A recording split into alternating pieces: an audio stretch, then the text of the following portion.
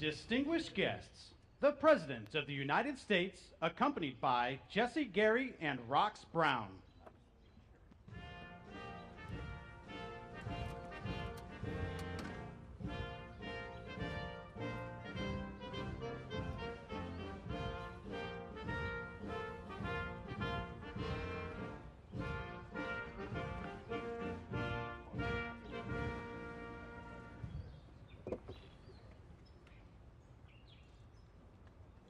Good afternoon. My name is Jesse Gary, and I'm the President and CEO of Century Aluminum Company. President Biden's announcement today is critical to the success of my company and the strength of our economic and national security. From electric vehicles to missiles, aluminum is a key component in most aspects of our modern economy and critical to our national defense. Tripling tariffs on aluminum from China, which continues to build up overcapacity and engage in non-market actions, will allow our business and our workers to compete. Our workers are highly skilled, productive, and committed, and I'm very proud of the strong partnership that we have with the United Steelworkers.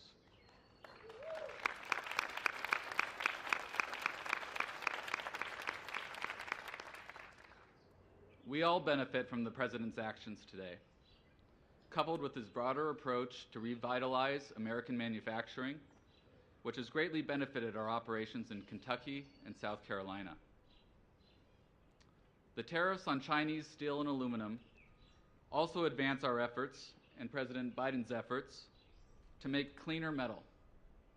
Not only are Chinese products subsidized and dumped onto world markets, but they emit far more CO2 per ton than we do here at home. With the support of a $500 million grant from the Biden administration, we are building not only the first new American smelter in 45 years, but a smelter that will be one of the greenest smelters in the world, powered by cutting-edge technology and renewable energy. For my company, our workers, and others across this country, unfair trade is something that is very real. Today's announcement creates the climate for business to succeed, investments to be made, jobs to be created, and good wages to be paid to our workers. Thank you, Mr. President, for your vision and the work of your administration. Thank you, sir.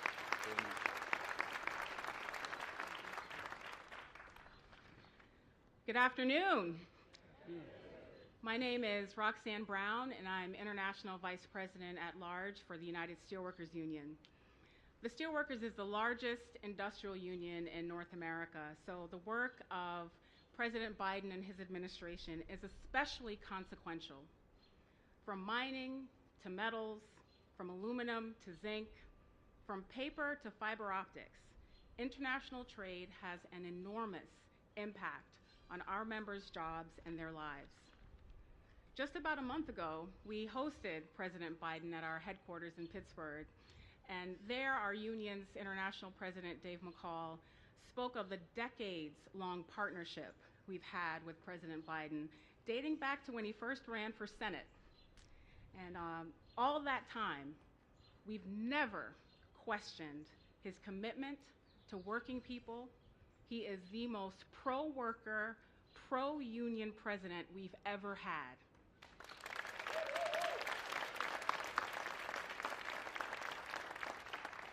The president and his administration truly have implemented a worker-centered trade policy.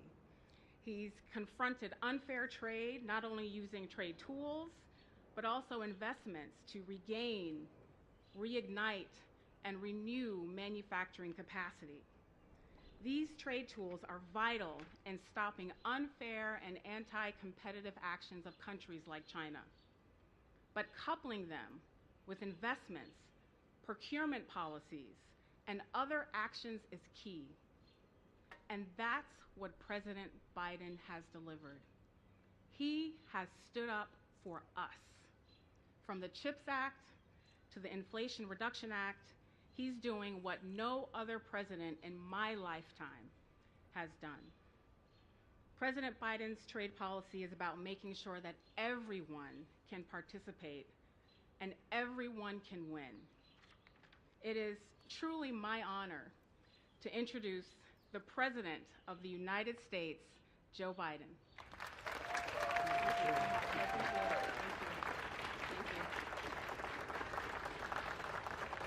Thank you, thank you, thank you.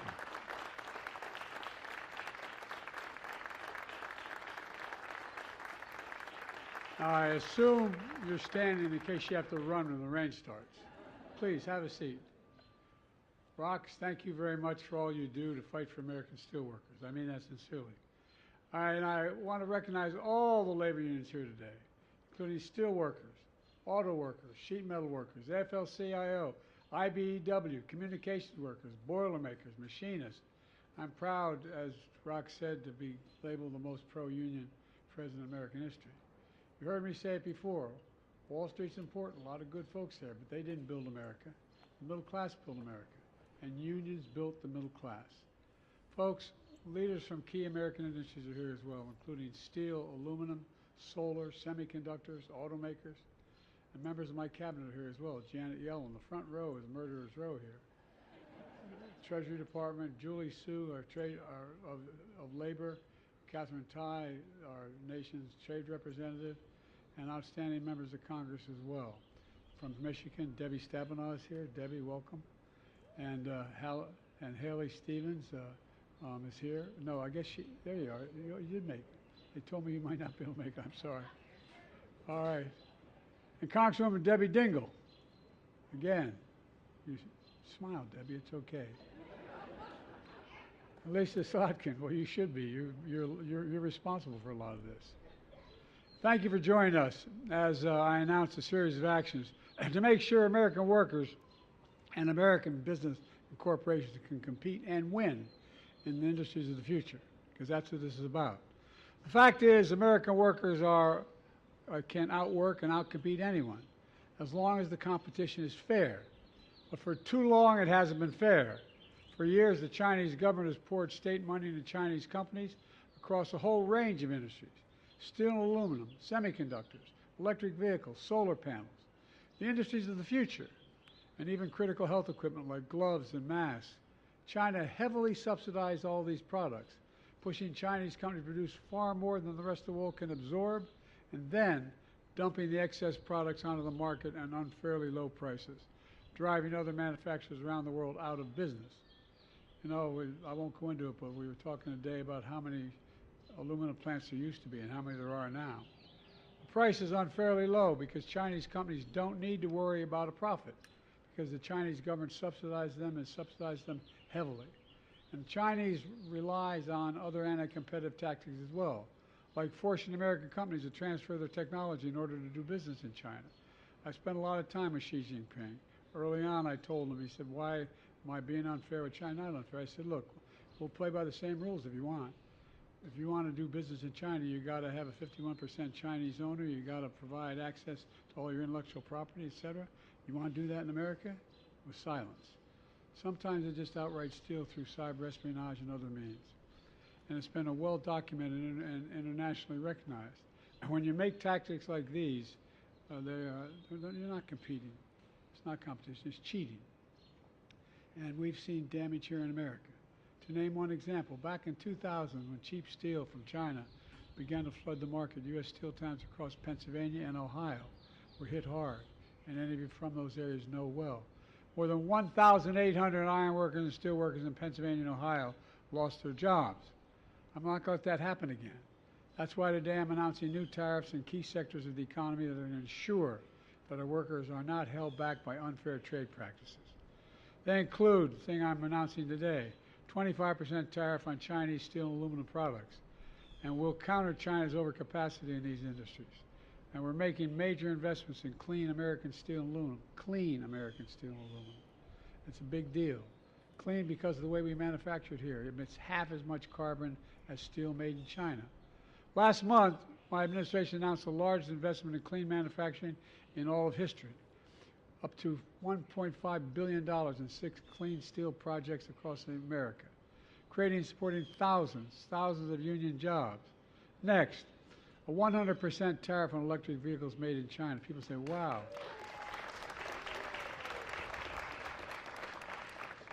Because we're not going to let China flood our market, making it impossible for American auto manufacturers to compete fairly. We're also implementing a 25% tariff on electric vehicle batteries from China and a 25% tariff on critical minerals that make those batteries. Folks, look, I'm determined that the future of electric vehicles will be made in America by union workers, period. And we'll do it by following international trade laws to do it. American companies are investing tens of billions of dollars in electric vehicles and batteries. And thanks to my bipartisan infrastructure law, we're building a network of 500,000 charging stations all across America, creating thousands of IBEW jobs across America. Electric charging stations. The reason to do this is simple. Electric charging stations have to be as easy to find as a gas station. And that's what this will be. You're not going to have to worry about it. You're taking off and you're not going to be able to make it all across the country without having to figure something else out. Our partners around the world are making similar investments. They also want supply chain for electric vehicles that isn't dominated by unfair trade practices from China. America can continue to buy, Americans, I want to make this clear, notwithstanding what the other guy's saying, can buy any kind of car they want, whether it's gas, electric, or hybrid. But we're never going to allow China to unfairly control the market for these cars, period. Next, we're going to raise tariffs on Chinese solar panels from 25 to 50%. Here again, because the Chinese government is subsidizing excess capacity, they're flooding the market. They're driving manufacturing companies out of business in Europe. But we won't let that happen here in America. We're putting a 50% tariff on semiconductors made in China. These are those tiny computer, all of you know this, but for the public, those little tiny computer chips, smaller than the fingertip, that power everyday lives. Everything from smartphones to automobiles to dishwashers, satellites. Look, America invented these chips, but over time we stopped making them. We invested overseas. Now, thanks to my CHIPS and Science Act, one of the most significant investments ever in science and technology, we're bringing this vital industry back home where it started, in the United States of America. And finally, we're putting tariffs on health equipment like masks and gloves that nurses and doctors wear every single day. The pandemic taught us anything. We need to have a secure supply of essential supplies here at home. Folks, these key sectors, my administration is combining investments in America with tariffs that are strategic and targeted. It's a smart approach. Compare that to what the prior administration did. My predecessor promised to increase American exports and boost manufacturing, but he did neither. He failed. He signed a trade deal with China. They were supposed to buy $200 billion more in American goods. Instead, China imports from America barely budged. And now Trump and the MAGA Republicans want across-the-board tariffs on all imports from all countries if reelected. Well, that would drive up costs for families on an average of $1,500 per year each year. It simply doesn't get it. For years, I've heard many Republicans, even Democratic friends, say China's not on the rise. Excuse me, China is on the rise. America's falling behind. I've always believed they got it wrong. America's rising. We have the best economy in the world, and since I've come to office, the GDP is up, our trade deficit with China is down to the lowest level in over a decade, and we're standing up against Chinese government unfair economic practices now. At the same time, we're standing up for peace and stability across the Taiwan Straits. I've revitalized our partnerships with Pacific allies and India, Australia, Japan, South Korea, the Philippines, Pacific Island nations. I've made sure the most advanced American technologies we develop or invent can't be used by the Chinese government to undermine our national security. Frankly, before it rains, for all this tough talk on China, it never occurred to my predecessor to do any of that. Bottom line, I want fair competition with China, not conflict, and we're in a stronger position to win that economic competition in the 21st century against China than anyone else because we're investing in America again, in American workers. Let me close with this. I come from Scranton, a town like a lot of working class, middle class neighborhoods all across America. Like Racine, Wisconsin, which I visited last week. Once a manufacturing boom town until trickle-down economics came along and the middle class in Racine got hollowed out. 6 years ago, my predecessor showed up carrying a golden shovel, promising, thanks to his new $10 billion manufacturing complex, would be built in Racine. He said it would be the eighth wonder of the world. Big promises that never came true. He used that golden shovel to dig a hole, and then he fell into it. Well, it's not on my, that's part of my, well, I'm delivering for Racine. Delivering, thanks to the investment of my administration, Microsoft is investing billions to build a new data center in Racine, creating thousands of good-paying jobs. Because the view from Scranton and towns like it are a lot different than from Mar-a-Lago. It's a view where that money doesn't determine your worth. Everyone's entitled to be treated with dignity and respect, and everyone deserves a fair shot. We leave nobody behind. That's the America we're building together. That's why I've never been more optimistic about our future. And I'm really going fast because of the rain. That's why we have to remember who we are. We're the United States of America. And there's nothing beyond our capacity when we do it together. God bless you all, and better get out of the rain. Thank you very, very much.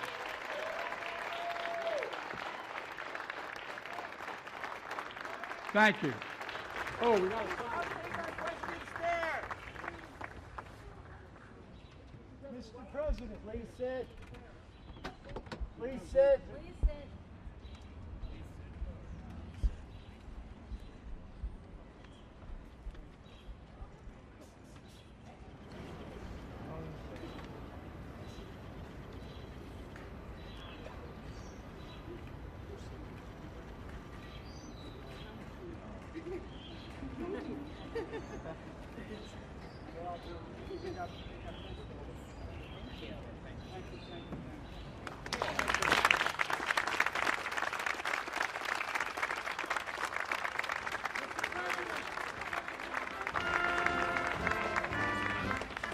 Mr. President, Trump said today China is eating our lunch. What do you say in response?